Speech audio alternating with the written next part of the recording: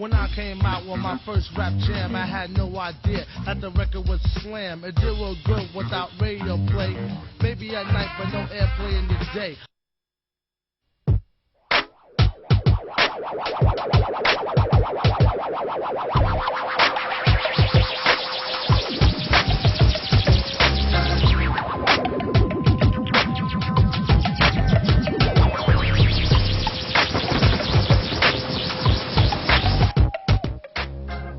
Do you not realize that we are in the same battle?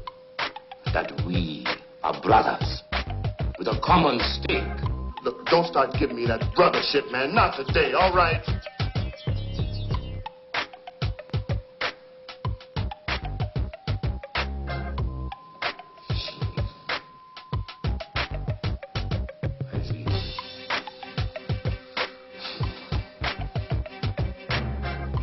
I see.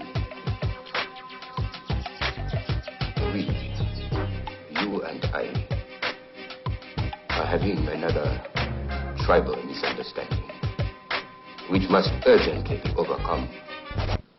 The colonials on either side of the ocean are happiest when we blacks are fighting each other. It keeps our eyes distracted from their long, greedy hands. Look, I wouldn't give a... Give. I'm not asking you to give. I'm asking you to help yourself. You symbolize those who fail to understand that revolution must be a constant condition for us. You represent the fact that there are still Africans and black Americans who yet need more dragging, more beating, more kicking until they realize that we are not free, that we are still slaves. You, monsieur, you are not free because you are the worst kind of slave. Bonjour.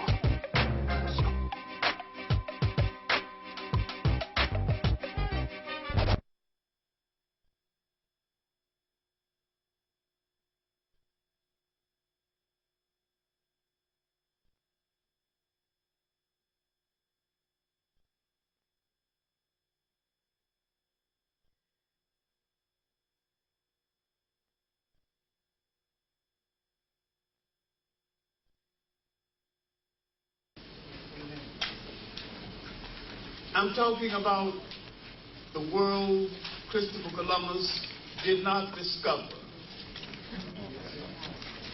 But I'm talking about what Christopher Columbus set in motion,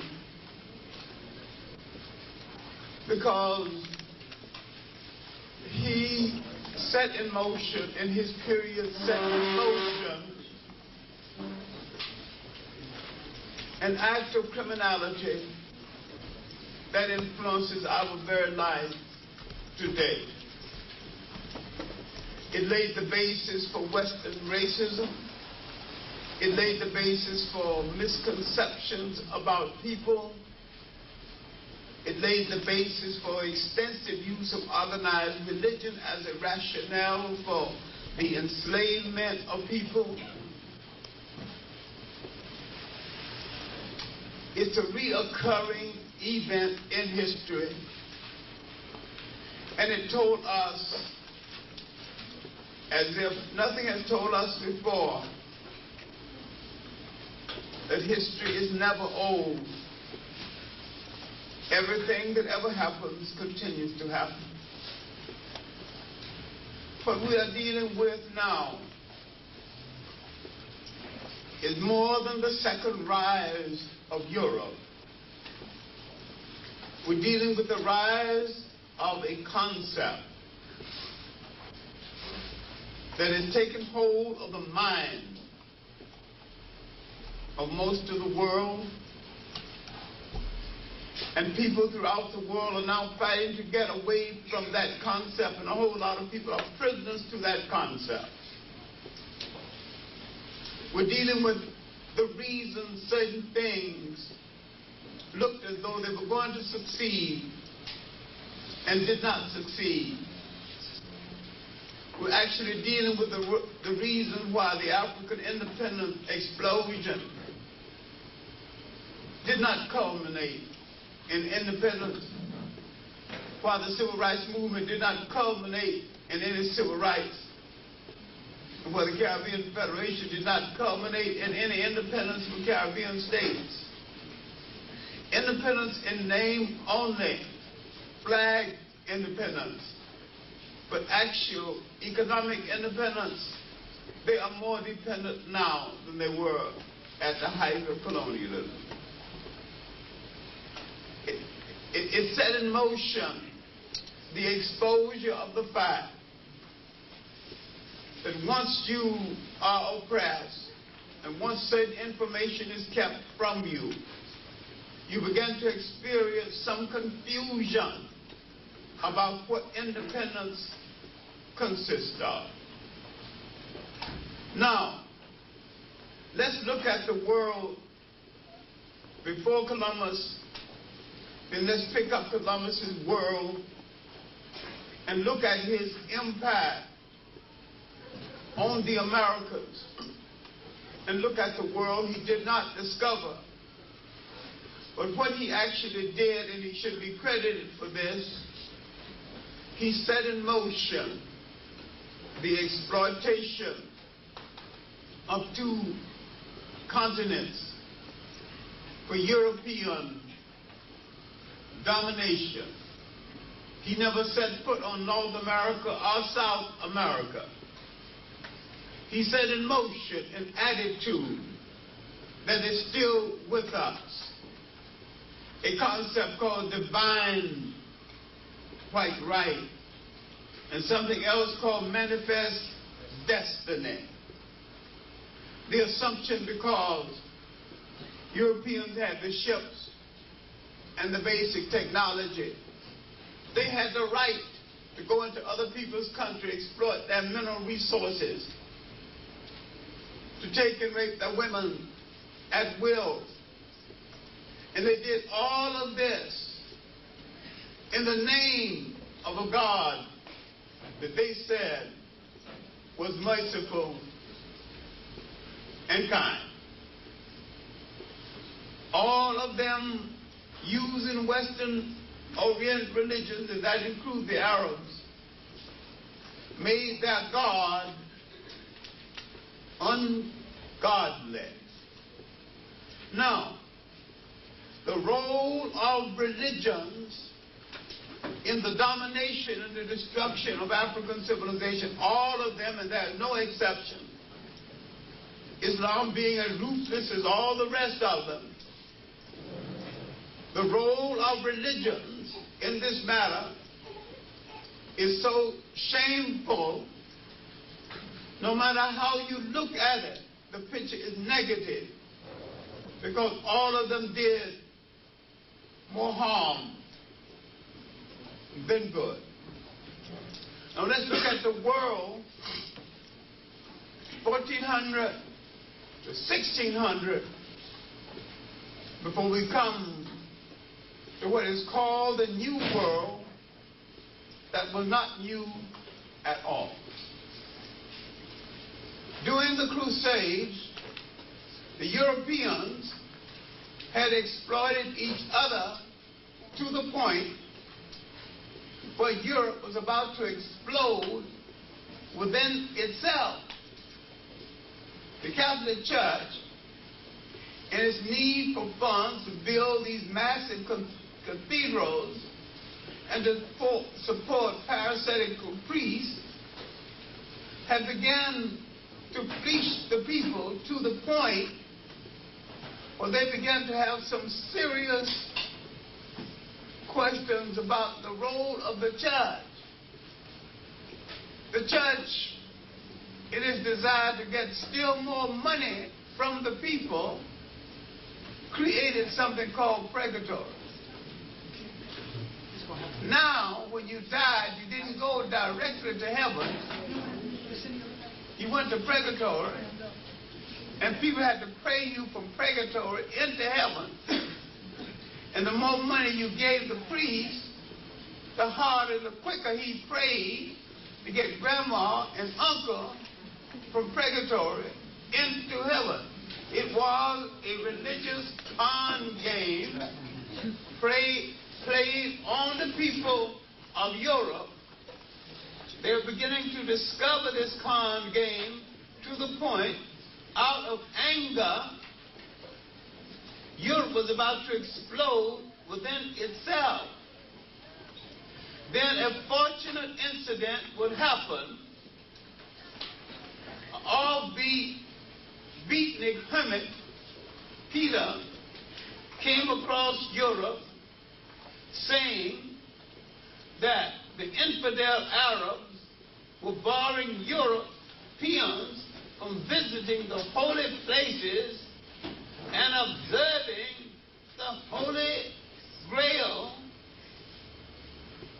and the places of the crucifixion. Now, Michael Bradley, in a still-to-be-published book,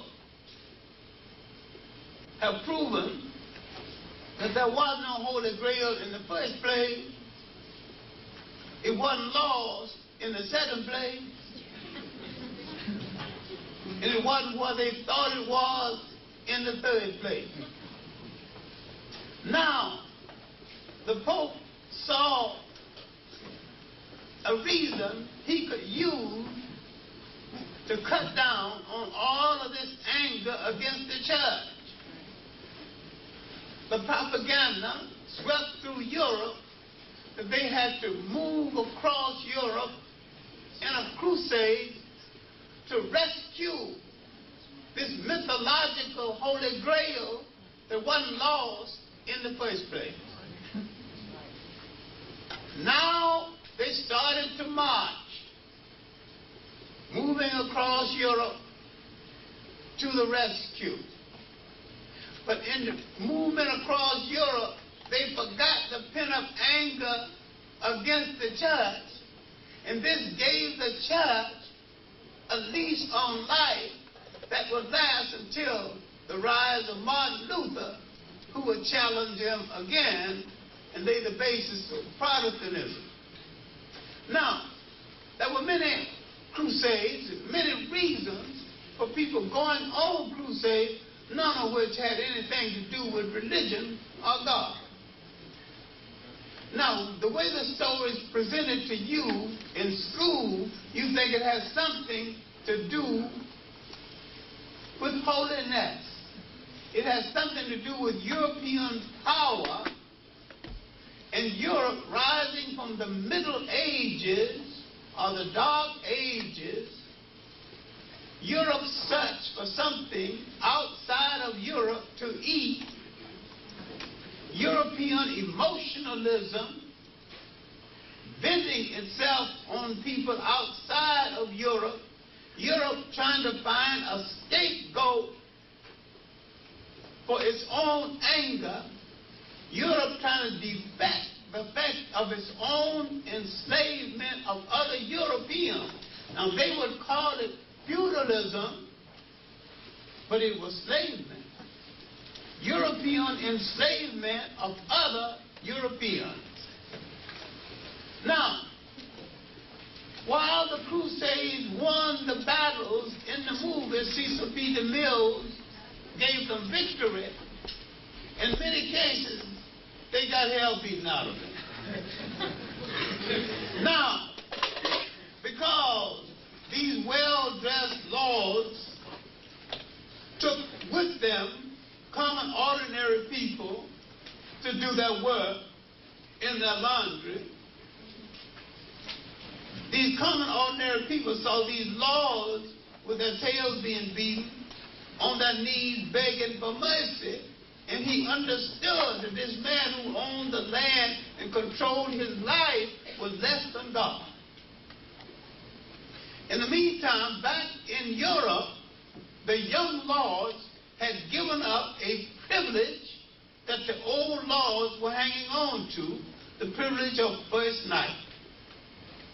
If you lived on his land and you married, he had the privilege of spending the first night with your wife. The young lords had conceded that the poor critter should at least have that privilege. And so now, when the old laws came back into Europe, there was a semblance of human recognition for the serf or the plain white slave on the plantation. This semblance of human recognition would lead to more demand, lead to a fight against child labor, lead to, while it didn't lead to the banishment of prostitution, it would lead to workhouses and places where they could be at least put people out of sight. Europe had lost 1/3 of its population through famine and plagues. Now, on the eve of 1400 AD, this is the sight you see in Europe, far less in creature comfort than anything in Africa and in Asia. Engaged in Europe in tribal warfare that they are engaged in right now. Only in Europe you don't call it tribal warfare. You will not deal with the fact that not only what is happening in Russia is in part tribal warfare, is part of race war. You forgot the millions of Asians who went into Russia, went into Europe and didn't go home. Asian men who came without women and didn't go home to satisfy that biological necessity. Indeed, if it is a necessity all the time, well, that's another lecture, but I think we've overdone that assumption. I think what is a biological pleasure is not always a biological necessity. Let's at least concede that much. Well, anyway, these Europeans intermingle with these Asians to create a European ethnic entity that's still in Europe. But Europe was still hungry. While it was awakening, it began to pay some attention to the new light in Europe, and the only light in Europe was in the Mediterranean area, then dominated by Africans, Arabs, and Berbers.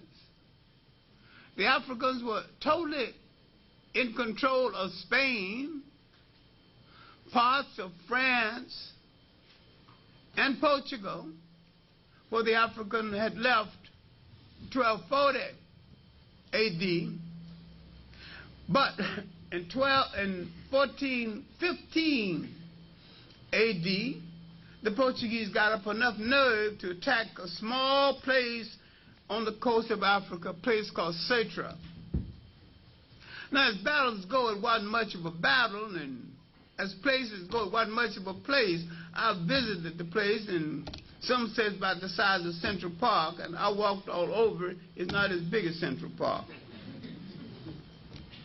But the Battle of Satra was a turning point because after 7/11, when an African general, Jabir al-Tariq bin Azad, led an army into Spain, Spain had been under the domination of Africans, Berbers, and Arabs. And Europe had lived in fear of what they referred to as the infidel Arabs in the Mediterranean. Being blocked from the trade in the Mediterranean, Europe cringed, and it is this African Berber and this Arab that drove the European into the so-called Middle Ages by destroying the markets in the Mediterranean. With the Battle of Satra, the European had asserted himself and began to claim access to the Mediterranean. All right.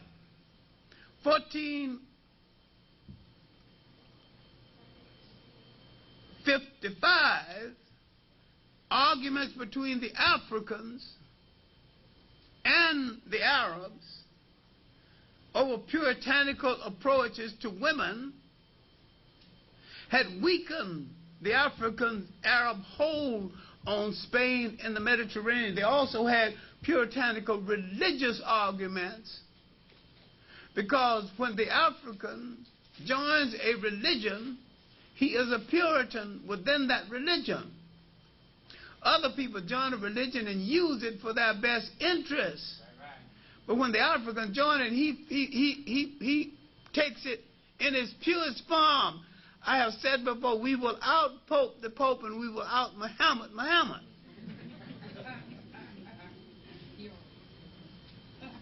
We are the true believers. We are the only people naive enough to believe in Christianity and democracy. Other people know it's not going to work. Don't play around with it. Know full well it's not going to work. All right. Now, Spain and Portugal would now approach the Pope. And the Pope would say to them, you two good Catholic nations, stop fighting among yourselves. You're both authorized to reduce the servitude, all infidel people. You should read Eric Williams' Capitalism and Slavery. A lot of people think it's an old chestnut. Why must I read that old book? That old book, written over 40 years ago, has some of the most concise information on how and why the slave trade came, of any book that's so far been written. Brian David Bryan, a scholar at Cornell University, wrote a book called Slave and Western Civilization, 3 times larger, and said less. All right. My point here is that is a forgotten character. It had not been taken into consideration. I'm still on my way to Christopher Columbus. Prince Henrik, the navigator. Prince Henrik got a catch of maps, mostly made by Jewish gold dealers who have been dealing with gold in the Western Sudan and on the coast of West Africa. The Western Sudan are the nations in inner West Africa, as against the coastal nations of West Africa. Europe is beginning to see the shape of certain parts of Africa. They're no longer guessing on all of it. Now, with these maps, Prince Henrik began to open up a school for chart making and map making to let the European know something about the other parts of the world. I recently appraised a book they called Prince Henry, the Starter of the Slave Trade, which is inaccurate. But he did set European maritime skill in motion using the maritime information the Africans and the Arabs had preserved at the University of Salamanca in Spain.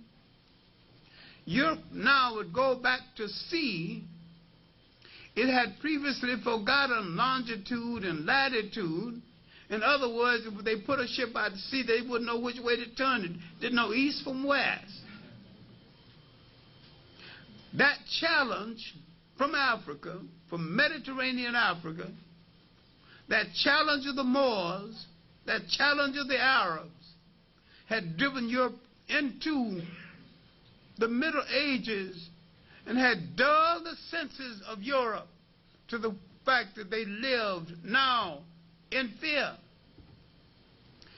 Prince Henry, while called the navigator, didn't navigate anything, and there is no evidence that he ever went to sea. The main thing Prince Henrik did is to introduce Europe to maritime information, and the European in turn used the maritime information coming out of China, then the leading maritime nation of the world, to go out to sea again and to get rid of some of his old wise tales about the sea, and that if you go so far the sea drops off, and that the land was, that the world was round or flat. But the European had begun to make up his mind. All the hunger, all the famine. Now that he's got ships, he's got guns, he didn't care what shape the world was in, round or flat, I want it all. And round or flat, he's going to take it all. And you keep approaching someone thinking somebody out of their goodness going to give up something they took from you. They took it from you, you got to take it back.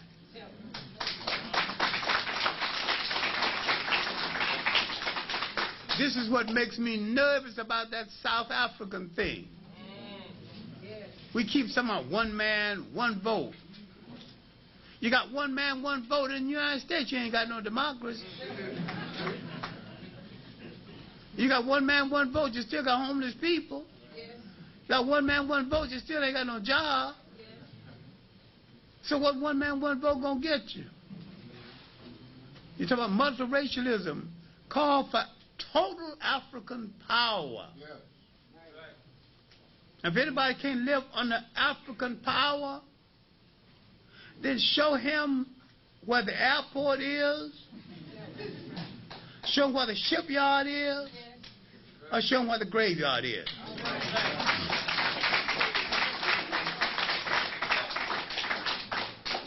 Because you have to go. No argument. No argument. You got to go. I like Nelson Mandela, but he makes me nervous. He have not called for the return of the land. No land, no nation. Okay, now back to the groove of the talk.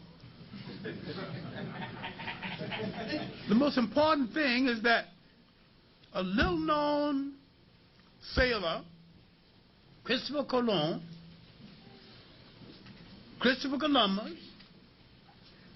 attended one of Prince Henry's school of chart making. And there where he learned the basis of maritime skill.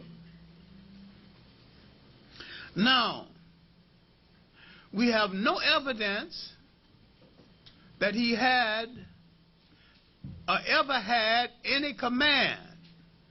Now, this gets us into a mystery about Columbus.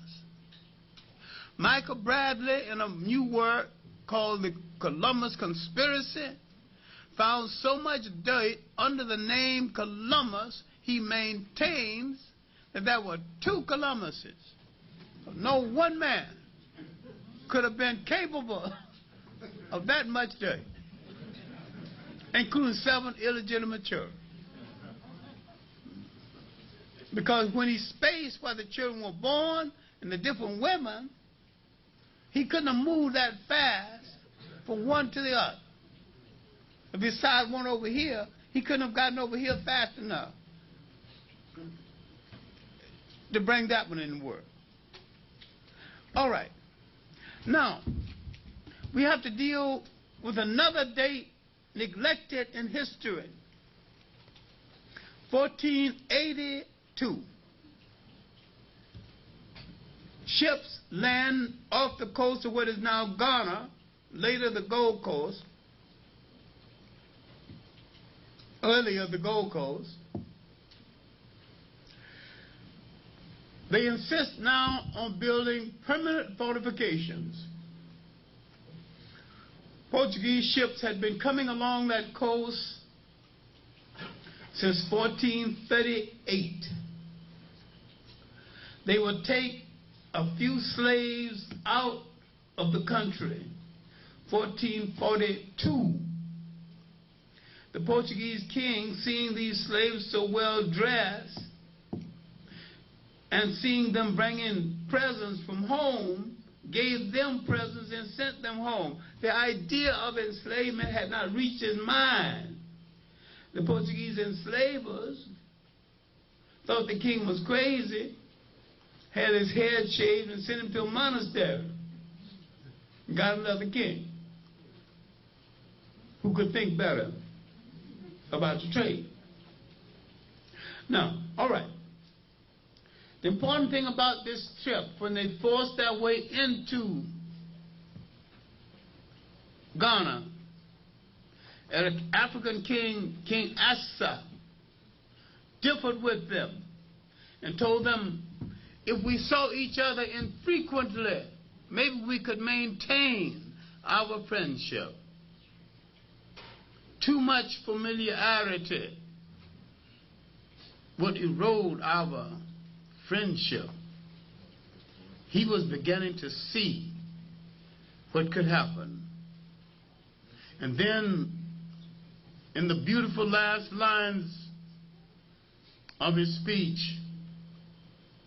he said, the sea is forever pushing against the land, and the land with equal obstinacy is forever pushing against the sea. He understood what could happen. But those Portuguese who couldn't sell him the Bible story forced that gun story on him, and they forced their way in and built Elmina Castle, the first of the great slave forts along the coast of Ghana. If 36 of the 42 slave fortresses are in Ghana, this tells you that Ghana was the headquarters of the slave trade. My point of mentioning this is that there's some evidence to indicate that Christopher Columbus was a part of this expedition. He says in his diary, as man and boy, I sailed up and down the Guinea coast for 23 years. What was he doing up and down the coast of West Africa for 23 years? He was in the early Portuguese slave trade.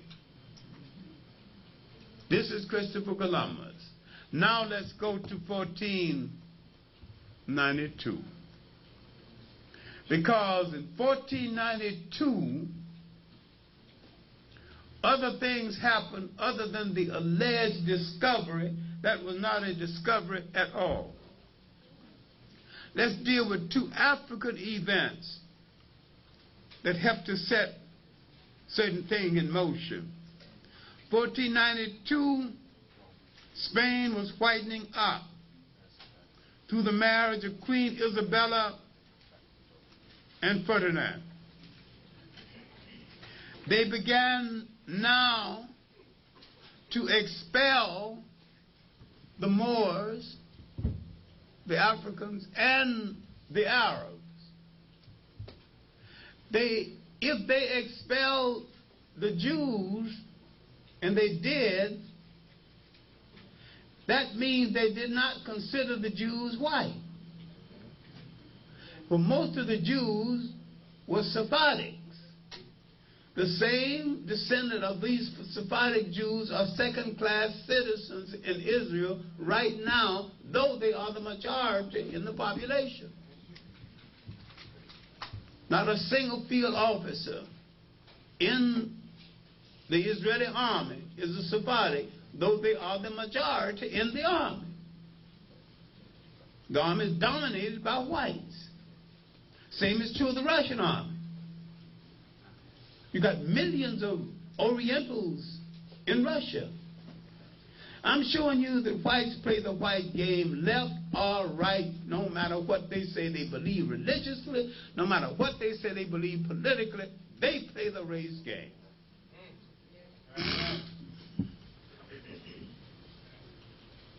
You have over 30 million Muslims in Russia. Russia is declared atheist nation. Now, Christopher Columbus, in this voyage, this early voyage, would have set in motion.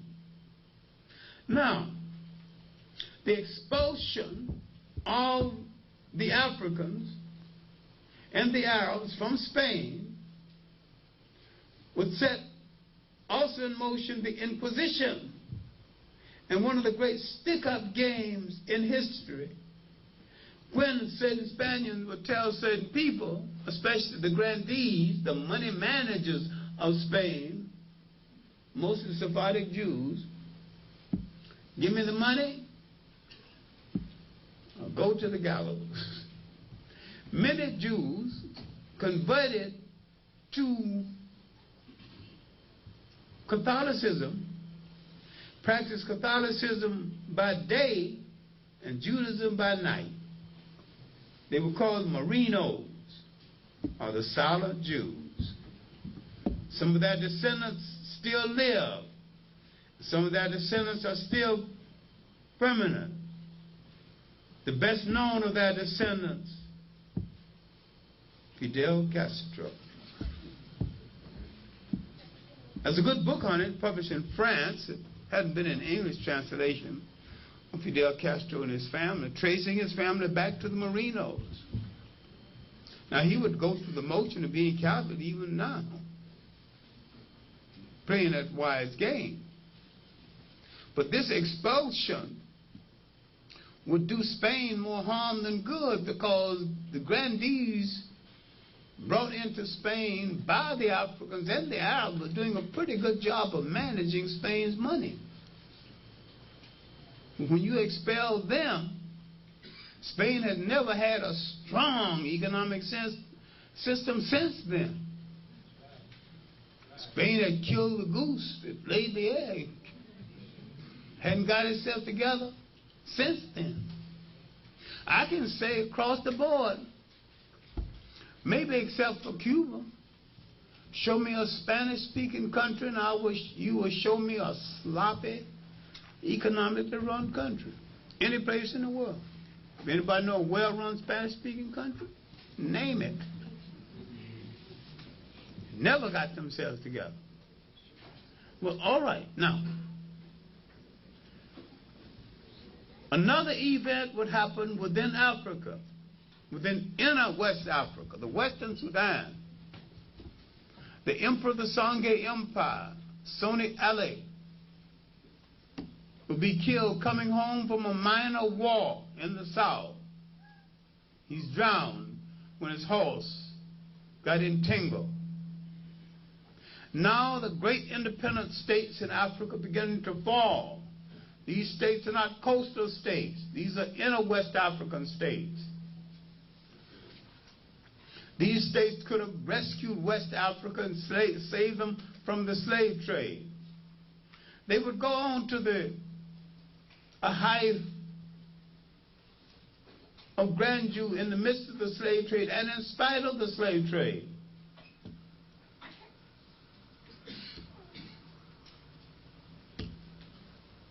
Now, 1492, Christopher Columbus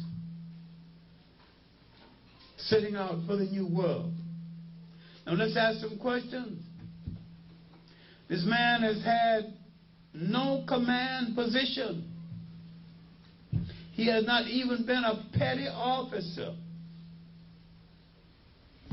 How then did this obscure sailor become admiral of the ocean seas for the Spanish nation? Who is behind this? Why is it that Christopher Columbus sailed from Spain the same week the Spanish expelled the Jews? Who exactly was Christopher Columbus? Was he sailing out ahead? Michael Bradley and others have now located those who financed the ships. All Jewish bankers who were told, give me your money or give me your life. They were the chief translators on the boat. He was to go to Asia. Why didn't he go to Asia? Sailing up and down the Guinea coast, West Africa, he had discovered from African sailors who had already gone to the New World there was a possibility of gold in another direction. He turned his ships in another direction. He also discovered that there was a current in the sea. You'd pick it up at a certain time of year. It will push you almost straight into the West Indies. And he picked that current. That current took him there. This is why his ships were lost coming back, because he came back too soon. That current reverses itself once every 6 months. This is why he ended up in Portugal on his way back. But once he got there, and you should read Eric Williams' Documents on West Indian History. This is the most underrated Caribbean scholar. Most people underrate him because they didn't like the way he ran Trinidad. I don't know how he ran Trinidad. I know he's a damn good researcher, one of the finest of the Caribbean researchers. And I knew him at Howard when he was a professor of political science. And he's a brilliant human being. Big ego, too, but damn brilliant. Damn brilliant scholar, all the way, ego notwithstanding. Eric Williams was a brilliant researcher. Thorough. Documents on West Indian History was only one of the 4 volumes he had compiled. He goes through Christopher Columbus's diary. It's the best analysis of Christopher Columbus' diary that I've ever seen. And when Christopher Columbus saw these indigenous Americans, mistakenly called Indians, approaching his ship, he says in this monologue, I wonder why they're bringing such small amounts of gold. I wonder where the mines are. They'll be easier to conquer than I thought they would be. He would write a letter to Queen Isabella, sending from this area, I can send you as many slaves as you can accommodate. He never thought of partnership. In his mind, it was enslavement from the very beginning. His intentions were not good. He would kill off his own labor supply. He would kill some of the people who came to greet him. For the documentation on this, I wish someone would read Father de las Casas' work, The Disruption of the Indies, Father Bartholomew de las Casas. It's a small book, and you could read it in one evening or less.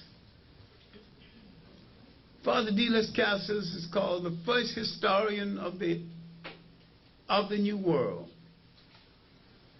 He wrote it all down. Christopher Columbus would go to him after the 3rd voyage and after the rapid disappearance of the Indians.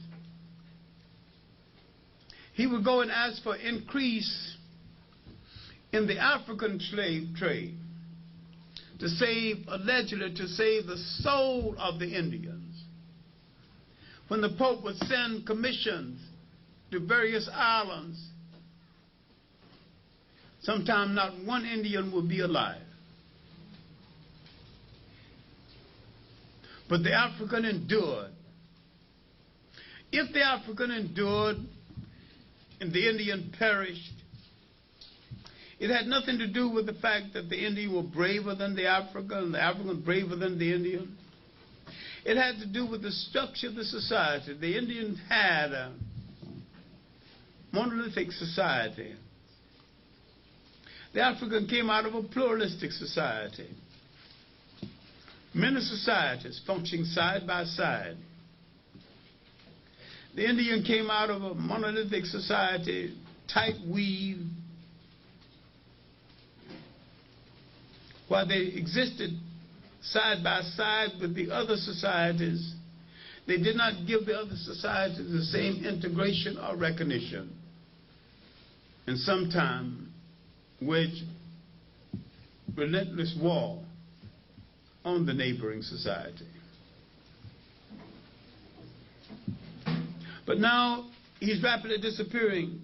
Father D. Les Castle said that from 12 to 25 million people were killed. We're talking about the Caribbean islands alone. Not talking about South America. Although he alludes to Mexico and South America, but his main concentration is on the Caribbean islands. Now, Christopher Columbus would go from one place to the other. He thought Cuba was Japan. He was sent to the East Indies. He ended up in the West Indies. He told his sailors to sign the fact that he was in the West Indies. And if he didn't sign, he wanted to cut their tongue out. Van Sedem had done some pretty good chapter on this, and they came before Columbus. Now, when we look at this man and what he has set in motion, he set in motion the increase in the African slave trade.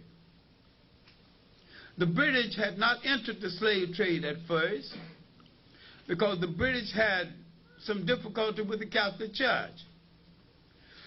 But once the British decided to establish a church of their own, and if you're British extraction and belong to the Church of England, you have to live with the fact that here's a church whose foundation was the hot sexual passions of Henry VIII.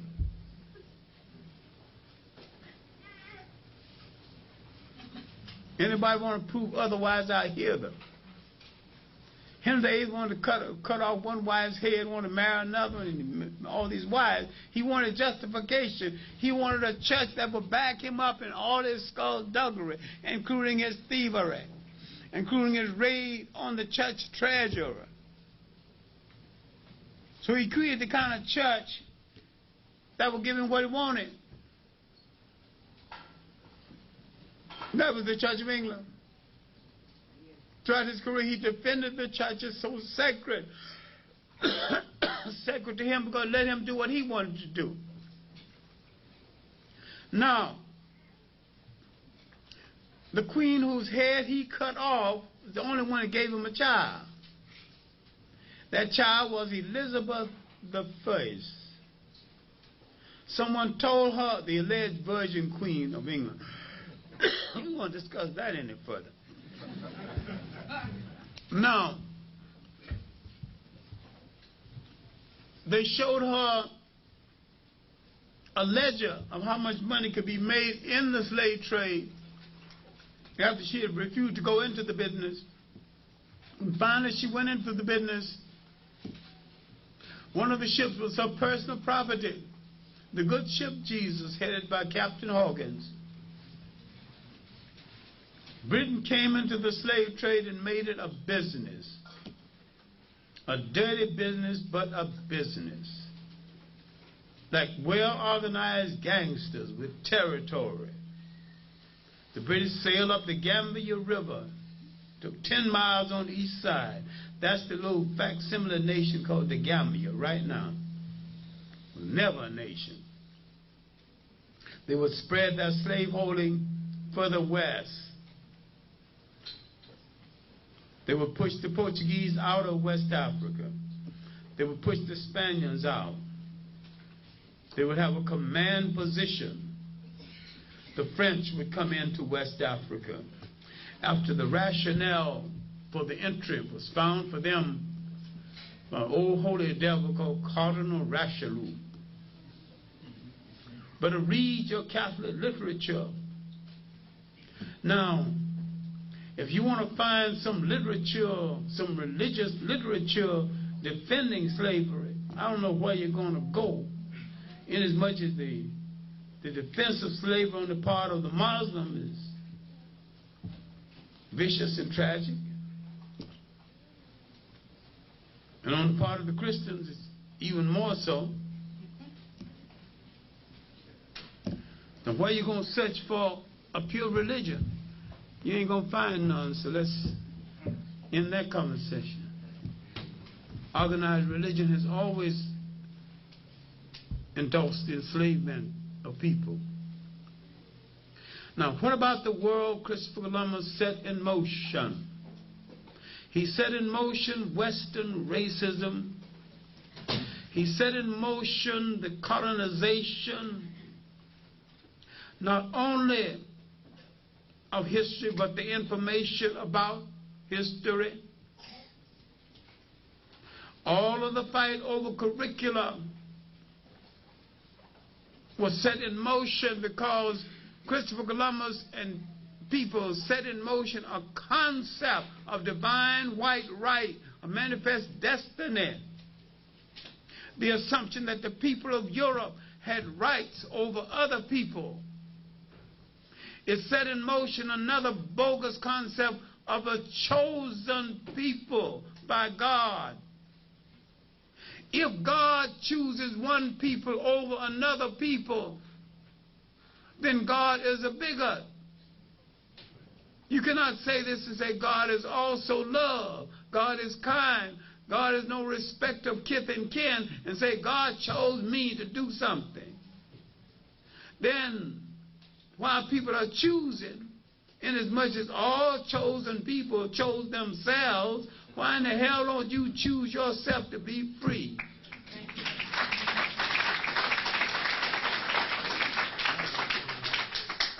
Why won't you make a choice and say that we are too proud to live in slums? Why don't you understand what went wrong with the world Christopher Columbus did not discover? Why can't we understand how other people rose from the bottom and recovered what belonged to them? I have no great feelings for the Japanese, but I have some admiration about how they recovered from defeat, because they never let their mind forget who did it and how. And they knew, without shouting, without holding a single mass meeting, that if you're going to throw 2 atomic bombs and you're at war with 2 different people, why throw 2 on me instead of 1 on one side and 1 on the other side? They threw 2 on you because you were not white. And they imprisoned your people because you were not white.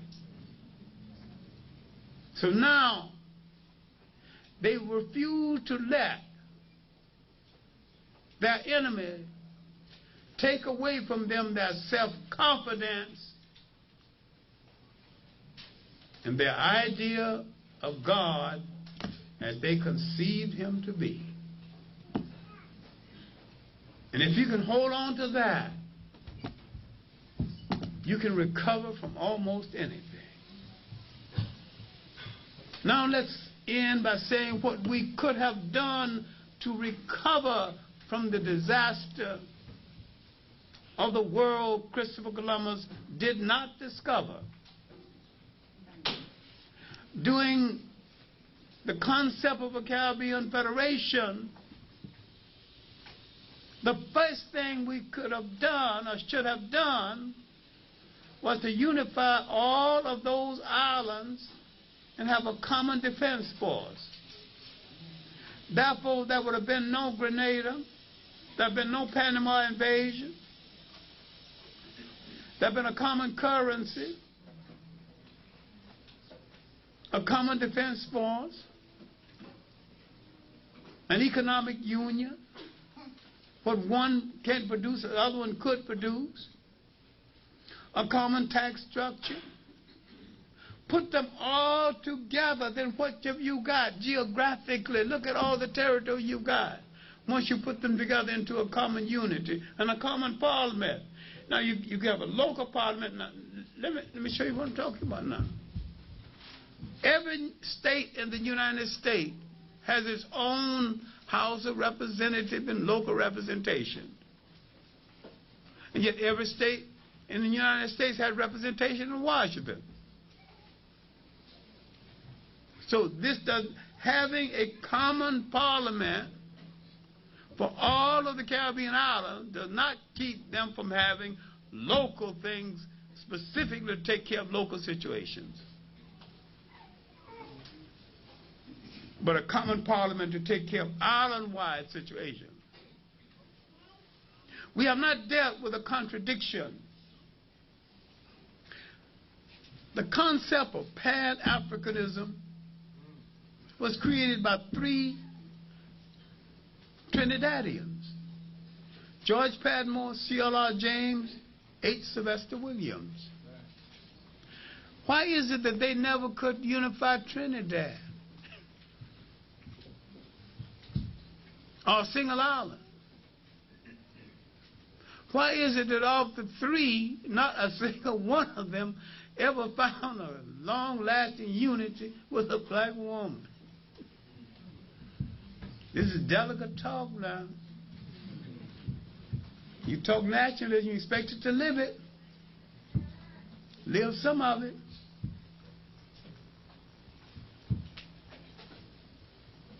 Why is it that no one sat down and figured out a judicial system solely for those islands, as against an imitation of a judicial system of England? You had the right to do it. You had the responsibility to do it. There's no law against you doing it.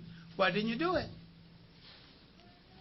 It's a form of intellectual retardation that hits every people on earth who are oppressed.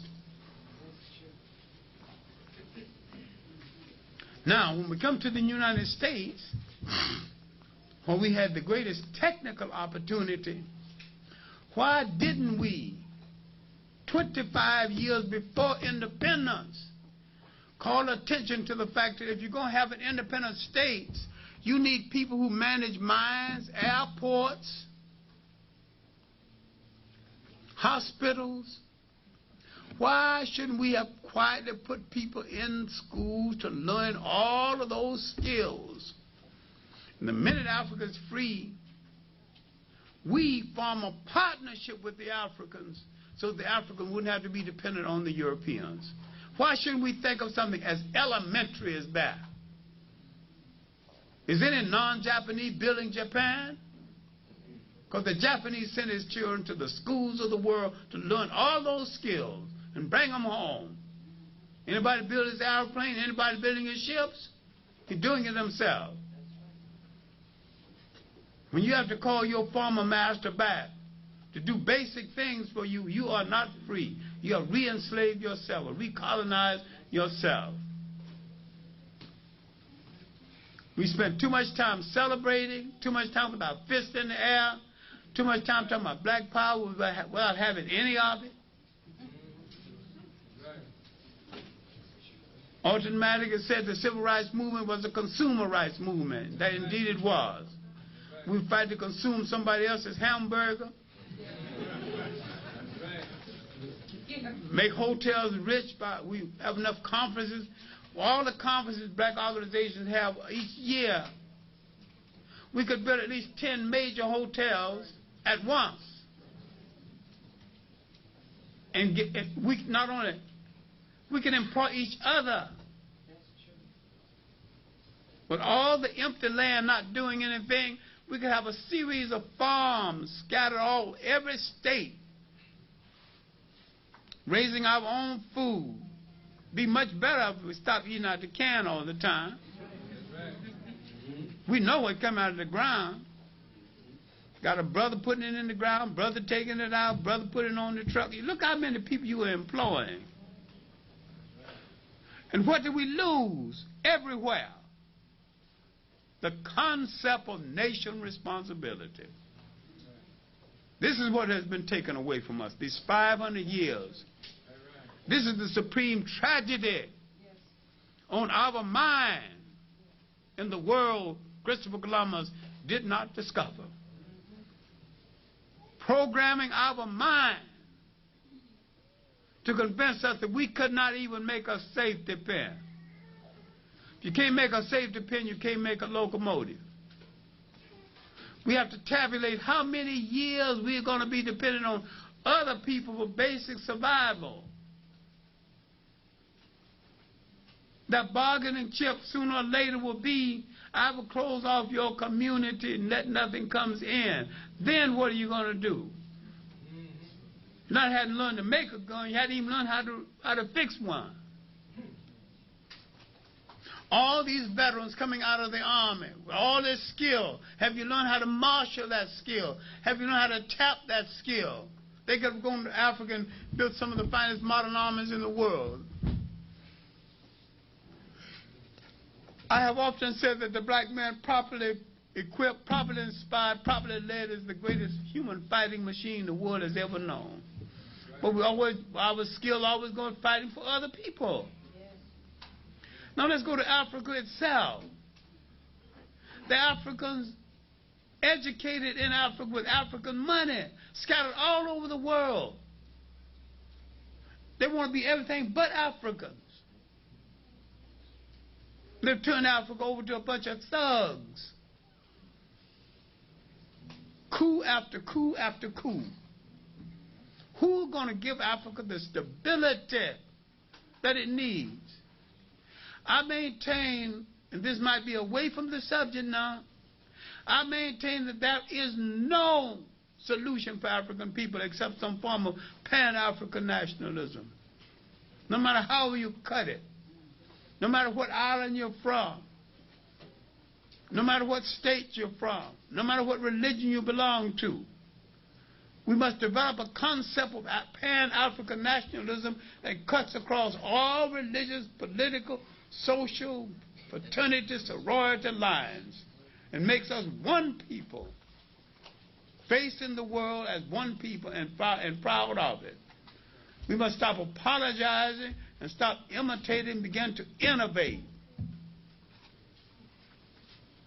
For people to be free, they have to produce one sacrificial generation. And that generation must be the role model for other generations to come. Maybe a generation have to wear dungarees so that another generation can wear a tuxedo. We have not considered that. We have to seriously step back and think of what we need to do and how do we liberate ourselves from the plagues,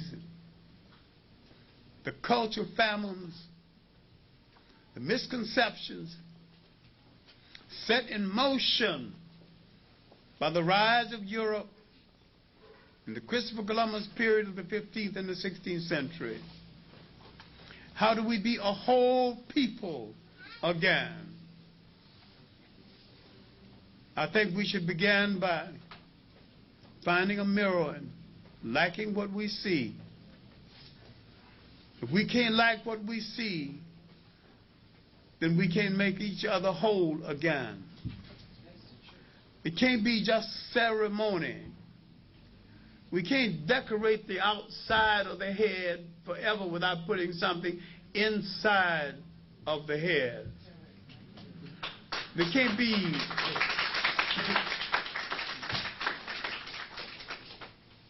we can't have war between men and women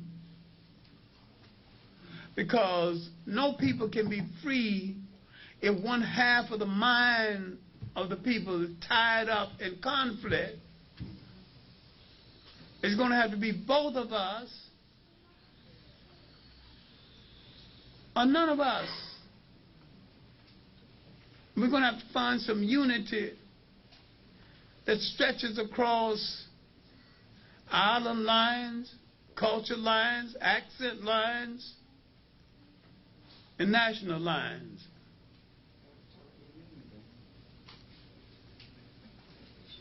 We're hung up with so many offbeat religions, none of which we created. We're cutting each other to pieces, deserting each other, destroying each other based on ideologies of no consequence to us as a people.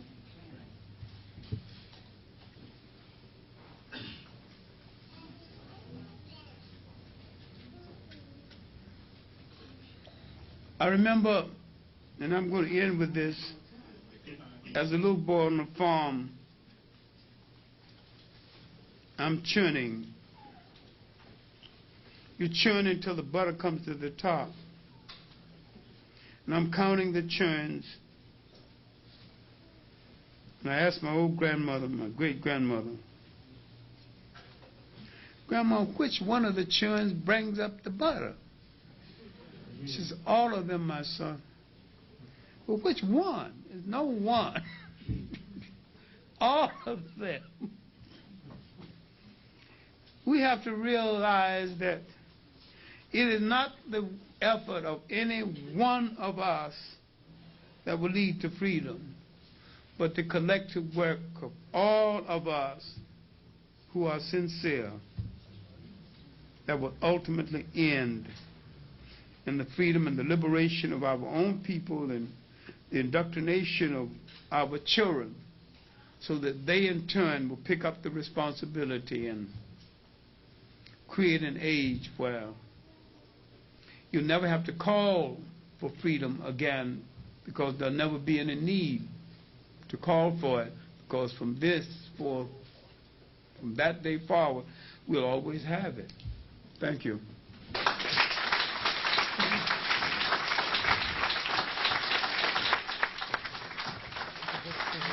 Document number 2.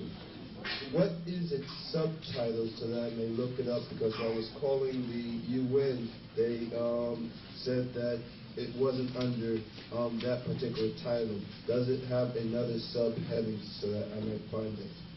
The subheading is Slave Trading in the Indian Ocean. Thank you.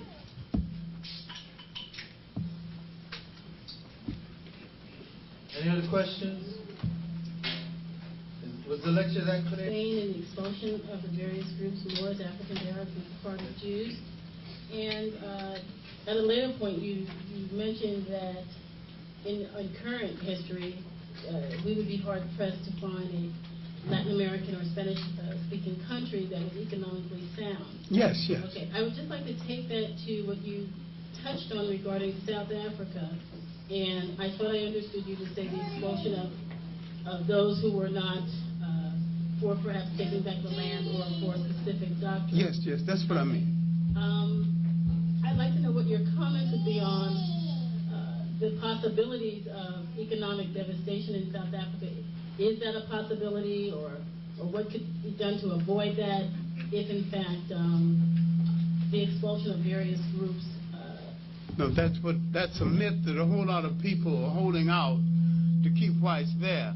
If whites go to be economic devastation, well, damn it, face some economic devastation, but face freedom along with it.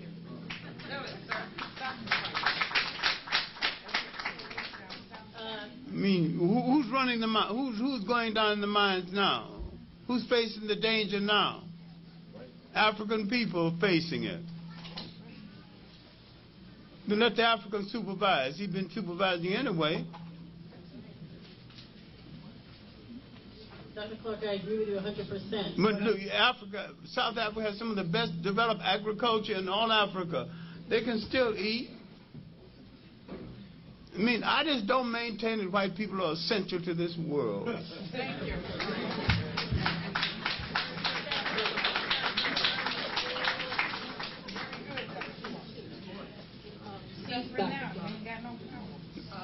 Let her finish her question if she's not satisfied.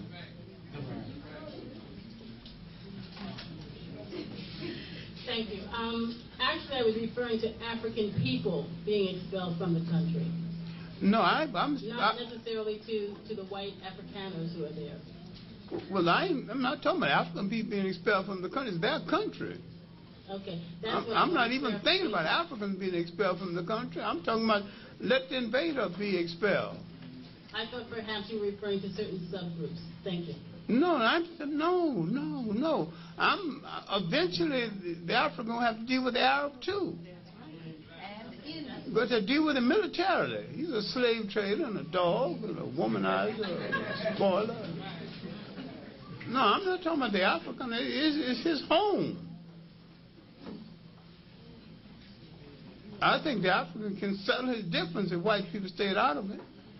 I think the Zulus and others can settle their differences.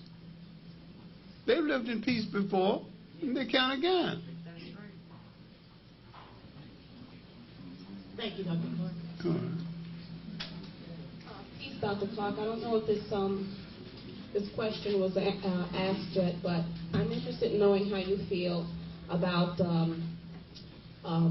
Whoopi Goldberg and Simon going to South Africa, and how the ANC Mandela was seen holding Simon's hand in support of him going over there and, performing. Well, I consider ANC equivalent to the NACP, and I'm a supporter of PAC myself. And as for Whoopi Goldberg, I have not even seen one of her pictures, and she has an attitude that I find personally offensive. And she's taken her 30 pieces of silver and gone. And I don't consider Whoopi Goldberg being a part of our struggle. And why don't we just go ahead and write some people off and go on our business and do what we have to do? Thank you very much, Dr. Simon is just an opportunist, exploiting black people, making them think he's doing them a favor. Dr. Clarke, I had the privilege of visiting Ghana with Dr. Jeffries last year. And Dr. Jeffries will be here next week. He expressed great satisfaction to have one of those sports enshrined and us to capture it as a shrine in recognition of our Africans and sisters who perished. That's the first question. What do you think of that? Well, I was a part of that initially. They have one of the sports enshrined to us, and Dr. Lee was working on it, and I think he's still working on it, but it was stymied by a Ghanaian who was being paid off by a European. And I very much know who you're talking about. One of the old Dutch forts. I can't recall the name now, but we were there. Fort Amsterdam. It's up the coast there. And my second question... I've been there. I've been to the fort. I know exactly what you're talking about. My second question is, Mary Cuomo and his cohorts are getting ready to have a big celebration of 1992, Columbus Day. What can we as African people do to instill within our children the living lie that has been forged and etched into each and every one of our lives since day one? But tell them the truth and stay away from any form of celebration. And I have advocated that we disrupt the celebrations. And I also advocated that the indigenous American, dressed in his traditional uniform, feathers and all, tomahawk and all, and scalp some white people in the middle of the parade.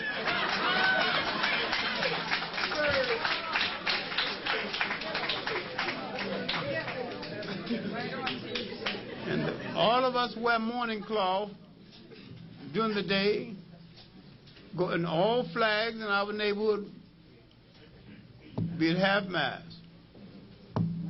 mourning our dead. If I may interrupt, and this is out of respect to Dr. Clarke. If you think that Dr. Clarke is just talking for talk's sake, I'll share an experience for you. He's modest. He never said these things. I think it was in 1968 in Montreal. He attended a Black History conference. And when he found that most of the so-called teachers who were teaching Black history in Montreal, he single-handedly turned that conference upside down alone. That same man. So he's not just talking, he does it too.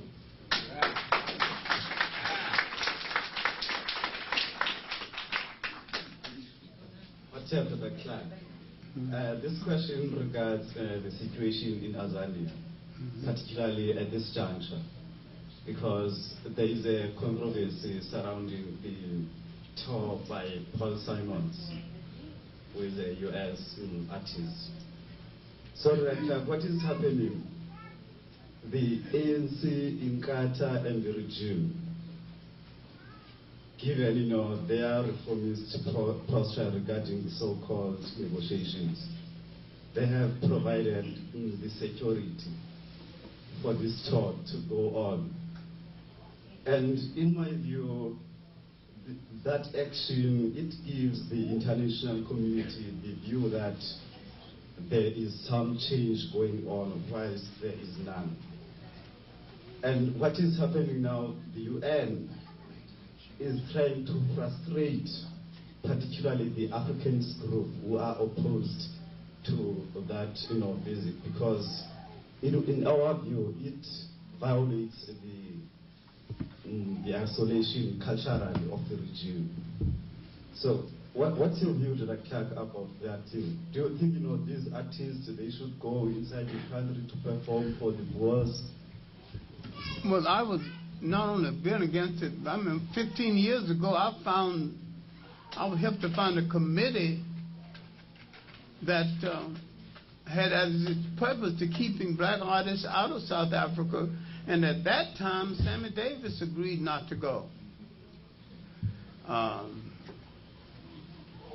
don't think Arthur Ashe did any good by going. I have not gone to South Africa, and although I've had many paid trips offered to me, I have not gone to South Africa because the political activists in South Africa have told me not to go, and I respect their wishes, because it might be misinterpreted. And I've gone to nearly every place in Africa except South Africa. I've gone next door, I can almost look over in South Africa, but I haven't gone. I mean, I think symbols mean a whole lot, and I think appearances mean a whole lot, and I think there's certain things we need to abstain from, and I don't expect anything from Paul Simon, and I don't expect anything from lame brains like Whoopi Goldberg. Then there are certain black entertainers who are stone opportunists and who will go for the fee. So these people are not a part of our freedom struggle. They're sellouts. They're looking after themselves. They sell their mother's bathwater if the price is right.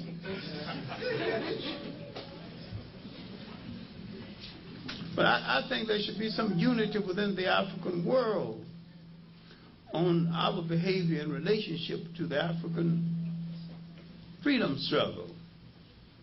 And I think we have to make some stands. I think there should be not just South Africa. I think the black churchmen in America should make a stand by the fact that Ghana has been turned into a nation of Jesus freaks, and Nigeria is a nation of thieves, and that the land question in Zimbabwe was never settled, and that stagnated Zimbabwe that could have become the great another example nation to replace Ghana that was taken out of contention.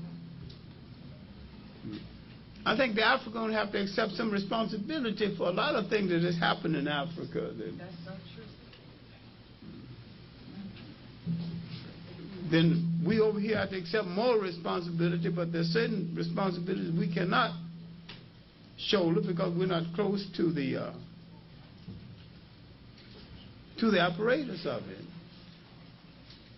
There'll be enough responsibility for both of us. But I have no problem with the South African situation as much as I've been involved in it for so long, and I wrote a series of protest articles on the South African resistance movement. I wrote it in the early 40s.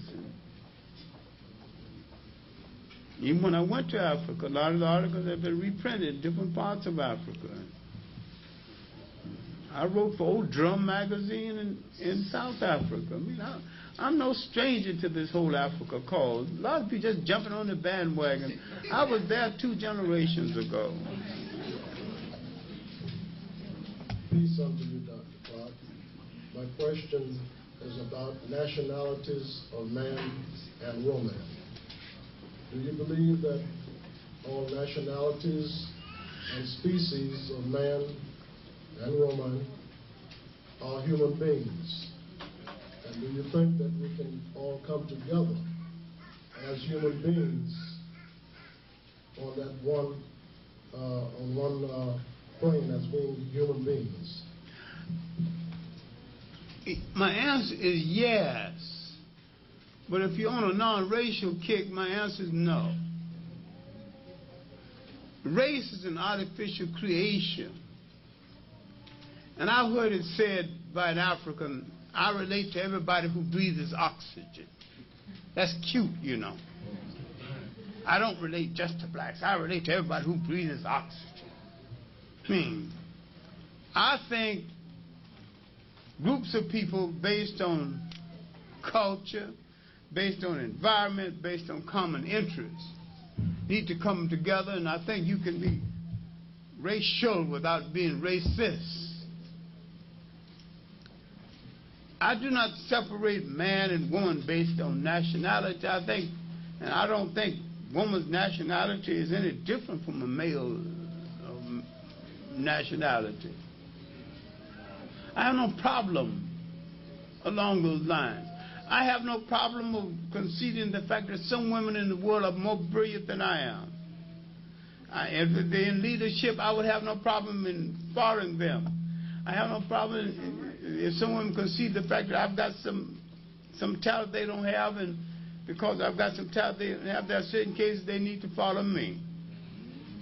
Once it's balanced off, I'll follow those who've got the best answer at the time, not based on who's a female, who's a male, but who's got the best answer for the situation at the time the situation arises.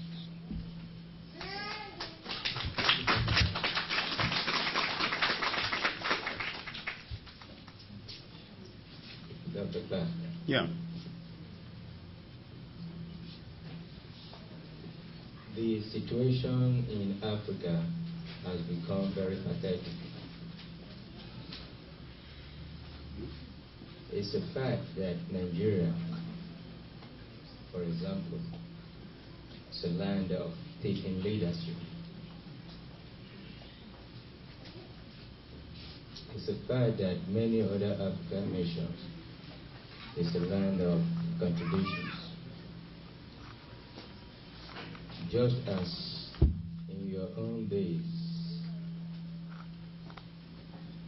when there was this meeting of the minds between Africans all over the world that produced or that led to the so-called flag independence, don't you think for the 21st century there should be another movement by Africans all over the world to take over the leadership in most African nations, not just advisory capacity, but taking it over? It's a fact that we've had several coups in most African nations, and the contribution in those coups is that it's been financed from outside in order to put their own African stooges in power. Don't you think it's about time that we Africans too who understand the dynamics of Pan-African nationalism should also have a movement to take over the reins of power in Africa, not just the advisory. I mean, take it over for the 21st century and tell them to get seated. Or we show them the graves, as you said, because we cannot show them no shipyards, nowhere to ship them to. What do you advise, sir? I have advocated this all along. In many times, first-rate Africans are in retreat from Africans, while third-rate Africans are taking over. These third-rate Africans are stooges to the old colonial power recolonizing Africa. It is so clear that I don't know why anybody should be confused about it. Some Africans, at the risk of their life, are going to have to go home and do it. And some Africans are going to have to concede the fact that there's some black Americans that have something to offer for Africa's redemption, for Africa's freedom. And if he fails to offer it and he fails to deliver it, then let him go. But at least give some of them some chances to offer it.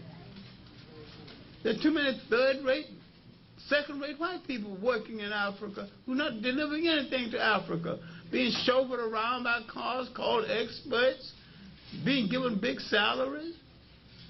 There are black Americans who will work for half of that and drive their own car. I advocate that black doctors should, 1 year of their residence should be spent in an African hospital. Same thing is true of nurses. Same thing is true of engineers. Some of them will stay. Let's let them go to Africa and work around, look around, see all those lush and well-upholstered ladies. Some of them will stay there forever. I mean, our chances of a Pan-African Union are good. I mean, most interracial marriages end up producing a whole lot of confused people who don't know who they are. And anyway, we got to love each other enough to realize that I got some preferences, you know. I mean, I've had 2 encounters. They hadn't been as good as I wanted them to be, but I still prefer the sisters.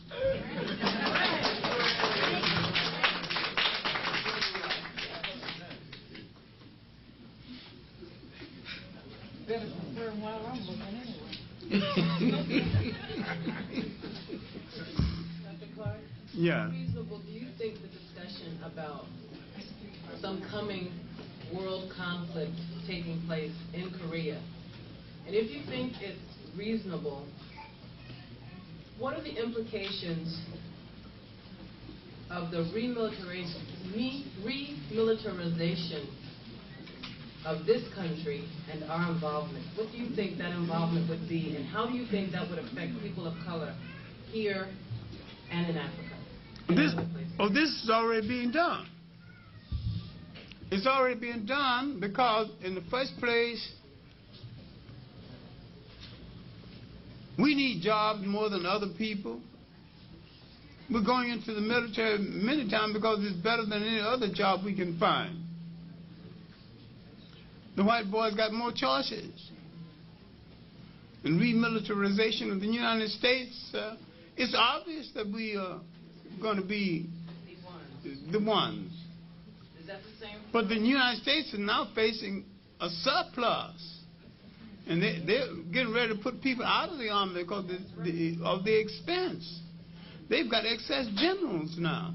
What do you think they will do with those people who are probably low skilled and potentially perhaps perceived as a threat because of their military information? That's a good question. Low skills or what kind of skills?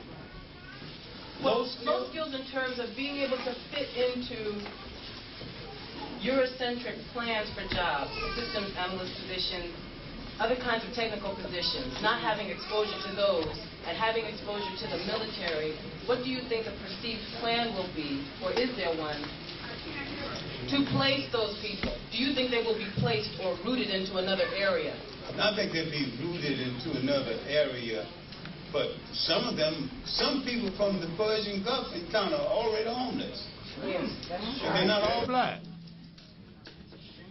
Do you think that to discuss war in Asia is reasonable or just basically a ploy to divert our attention away from what's happening here? I don't know if you're going to have war in Asia. I don't know who you're going to have it against and for what. It seems that people are manufacturing disagreements between certain groups, the Koreans, the Malaysians, the Japanese, that kind of thing. Do you think that'll either take flight or is it a lot of talk?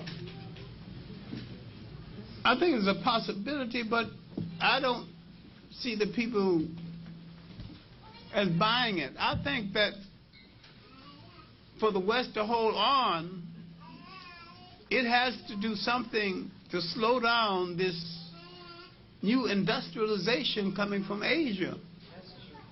And if Africa ever industrialized, the West can forget it. But if Africa industrialized with Westerners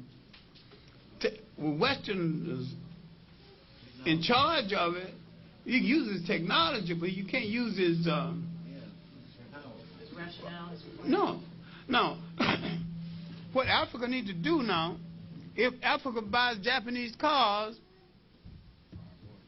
Africa needs to assemble the cars and eventually start making the cars. So it makes sense. I mean, to never become prisoner to someone else's technology. No matter what you got, learn how to manage it to the extent that if a person withdraws their relationship with you, you know how to handle it. Or know another place you can get it. Don't ever become a prisoner to anybody's technology. You didn't finish your question. No, I finished. Thank you very much, Dr. Clarke. I'll talk with you again. All right. Dr. Clarke, what country or countries in Africa would you recommend for a first visit for a group of young people between the ages of 12 and 16? Well, I'm in favor of Ghana in spite of the Jesus freak atmosphere. Because that's the place I've stayed mostly in Africa. Of all the places I've stayed and loved the most, I found the people of Ghana had the nicest personality of any African people I've stayed with for any length of time. Thank you.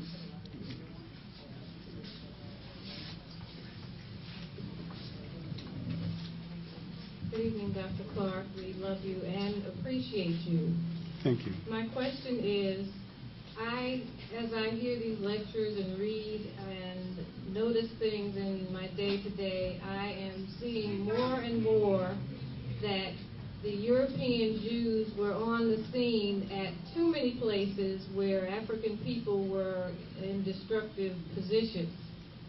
Am I seeing this correctly? Can you clarify some of this for me? And if this is correct, what can we as African people do, and how should we be able to identify this more? Well, if you read Kent Weissman's autobiography, Trial and Error, when they established Israel, the promise was that there would be a bastion to hold back the eastern hordes and protect the trade lines of the Indian Ocean. The Jewish people have never, in actuality, had a homeland other than Europe. And any homeland claimed outside of Europe is a bogus lie, including the biblical homeland.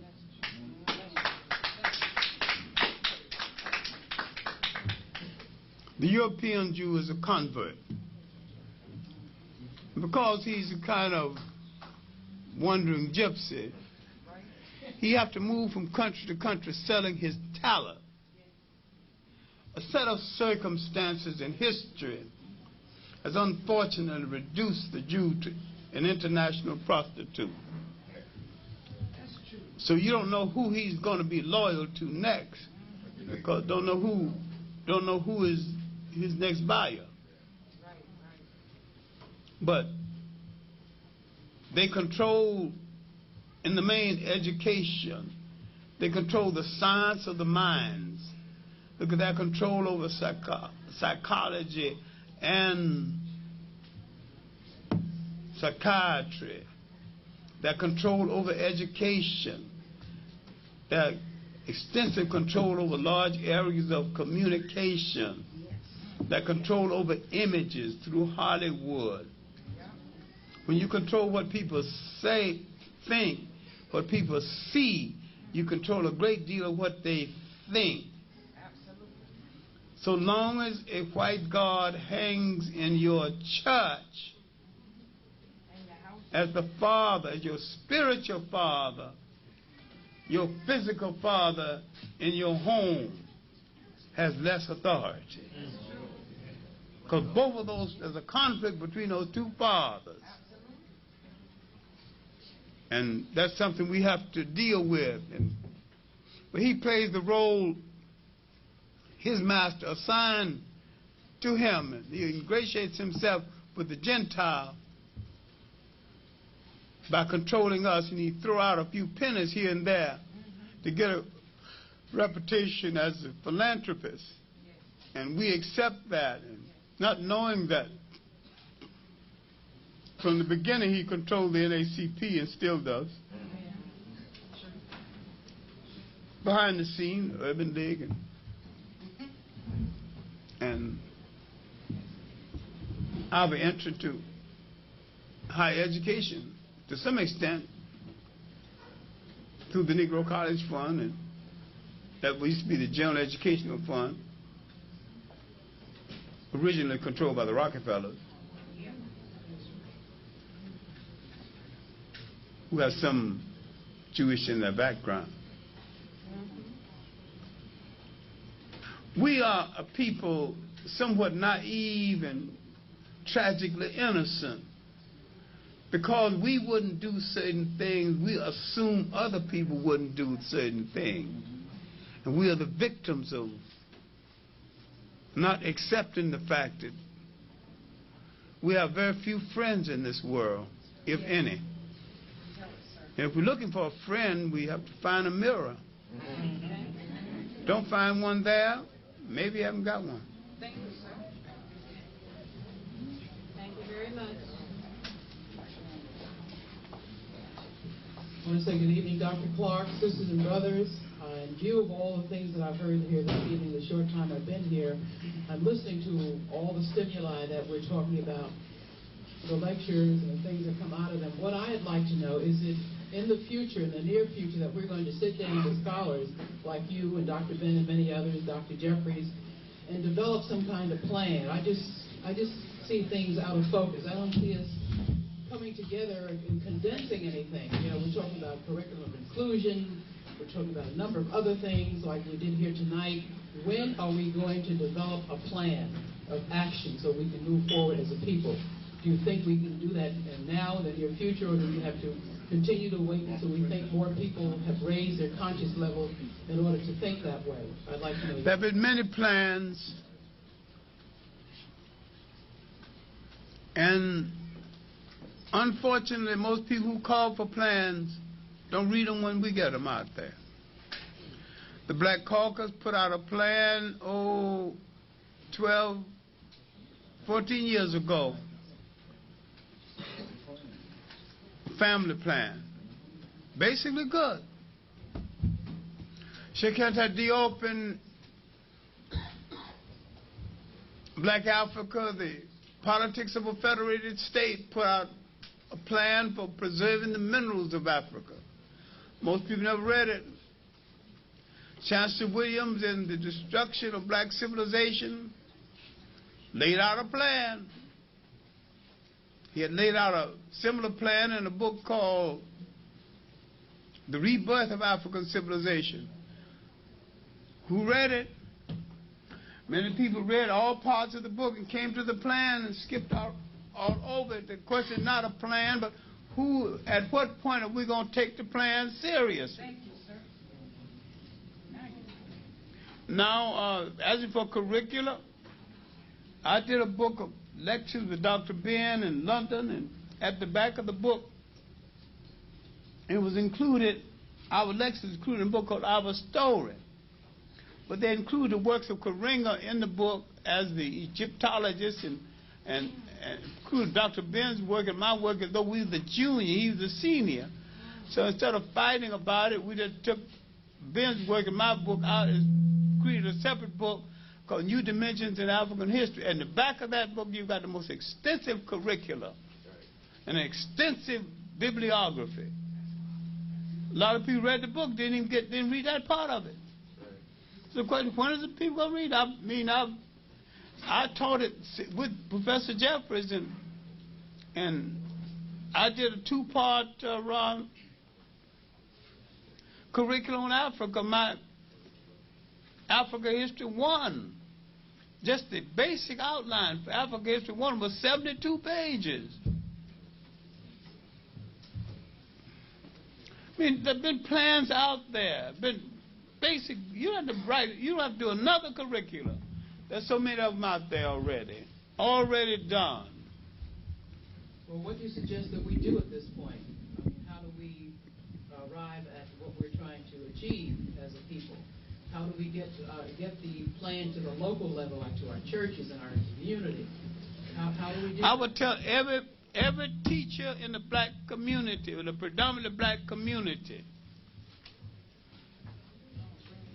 if you cannot teach self-reliance, if you cannot teach, I'll give you 18 months to learn enough about history to stimulate these black students. If you can't do it, look for a job elsewhere. Ain't no reprieve. Don't be talking to me after that. I mean, they get hard on it. I mean, I'm tired of excuses. A lot of black teachers, that's the biggest cop-out than some of the white teachers. They will not do it. They'll tell you that the union not going to make them do it, so they ain't going to do it. Union or no union. I'll bring enough pressure through the parents and through the community to get you out of there, no matter what the union says. We got to get hard. Sometimes things have to be different.